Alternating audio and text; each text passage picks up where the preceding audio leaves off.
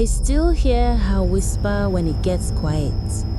When the wind dies down and the crickets stop, she comes back. Not with screams, no. She just says, if only they knew what they could do. Like she's remembering something we forgot. It started on a Monday. The kind of Monday where the sun never really shines, even though it's up there.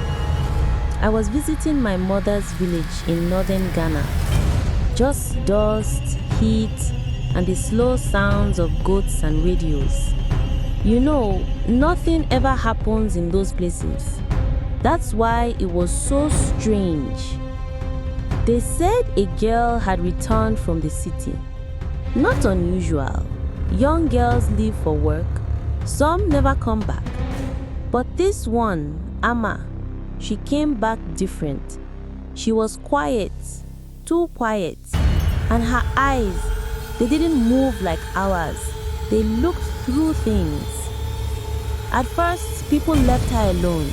They said she had seen bad things in Accra, that maybe she was spoilt. We don't talk directly about those things in the village. We just don't. But then, the animals started to act strange. The goats wouldn't go near her compound. They'd run off whenever she walked by. Dogs would howl at night, sitting right outside her door. Not barking, just howling like they were begging something to leave them alone. I asked my uncle about it. He laughed, said people always make up stories that Amma was just unlucky, not cursed. Then, the children disappeared. 3 of them. First was Yao, then the twins, Azol and Afua. Gone. All before sunset. All last seen near Amma's old family home. Police came, asked questions, then left. You know how that goes. I started having dreams. I don't dream much, but I kept seeing fire in the trees and that voice whispering, if only they knew what they could do. Amma didn't speak, not even once, but at night, sometimes her mouth would move, just her mouth, without sound. I saw it from my window. I wasn't spying, I just couldn't sleep. Then something happened that made people really scared. One night, the chief's wife woke up screaming.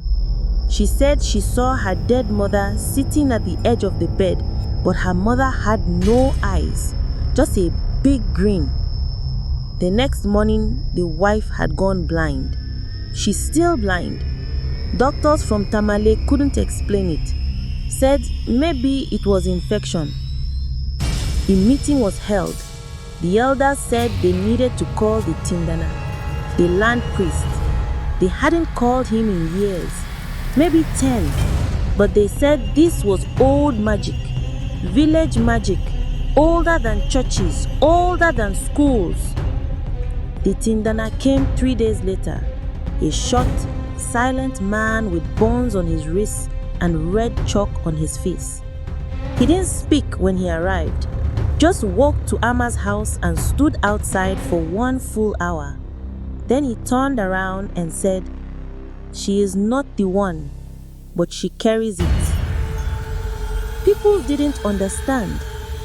He said she had brought something with her, something that followed her from the city, something born from people's pain. He said it lives on silence, on what we don't say. Then he looked at all of us and said the thing that still chills me. It is not her fault. It is yours. You all knew. You all knew what you let happen. If only you knew what you could do. The next day, the well dried up. Clean water just stopped. Not even a trickle. By the 3rd day, 5 elders were dead, one after the other. No wounds, no signs, just dead. lying with their mouths open, like they were trying to speak. That's when the whispers started.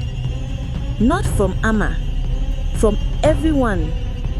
People finally said it, that years ago, when she was just 10 years old, the chief's son had taken her, and everyone knew, but no one said anything, because the chief gave people land, because the son paid school fees, because we all looked away.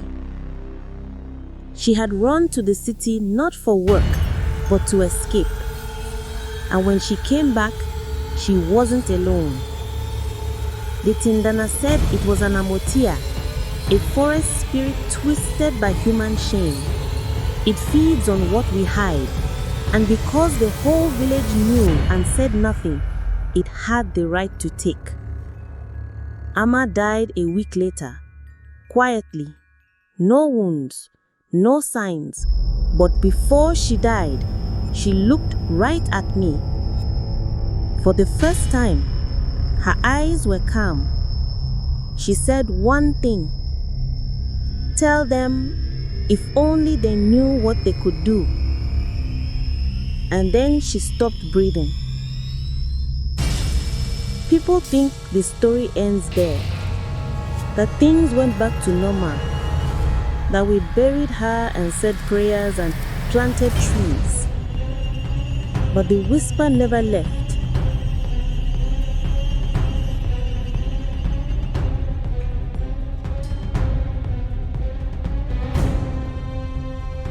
Some nights, like now, I sit under the same tree she used to sleep beside, and I hear it. Not from the wind, not from the leaves, but from inside me. If only they knew what they could do. I don't know what it means, but I think it's about the truth. And I think it's already too late.